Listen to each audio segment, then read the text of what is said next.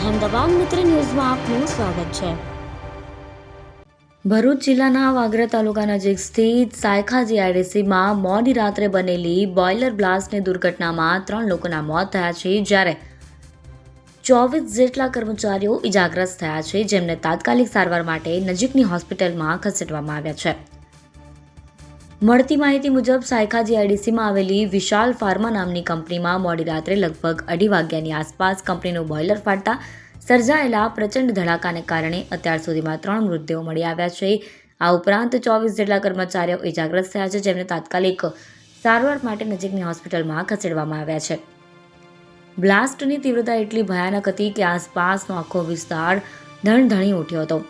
બ્લાસ્ટની અસર માત્ર વિશાલ pharma company પૂરતી મર્યાદિત ન રહેતા આસપાસની 4 થી 5 જેટલી અન્ય કંપનીઓના સ્ટ્રક્ચર્સને પણ વ્યાપક નુકસાન થયું છે।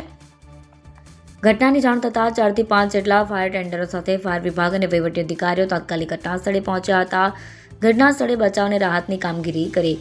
કાટમાળ હટાવવાની કામગીરી સાથે મૃત્યુ આંક પણ વધવાની શક્યતા જોતા સર્ચ ઓપરેશન ચાલુ છે। આ દુર્ઘટના બાદ સાયકા ગામના સરપંચ જયવીરસિંહે વહીવટીતંત્ર અને જીપીસીબી પર ગંભીર આક્ષેપો કર્યા છે। સરપંચે જણાવ્યું હતું કે આ જોખમી કંપની કોઈપણ જાતની મંજૂરી વગર જ ધમધમી રહી હતી, તેમ છતાં જીપીસીબી કે વહીવટીતંત્ર દ્વારા કોઈ જ ધ્યાન આપવામાં આવતું નથી। અહેમદાબાદ મિત્ર ન્યૂઝની યુટ્યુબ ચેનલને સબસ્ક્રાઇબ કરો અને બેલ આઇકોન જરૂરથી દબાવો, જેથી દરેક મહત્ત્વના વિડીયોની નોટિફિકેશન તમને મળતી રહે।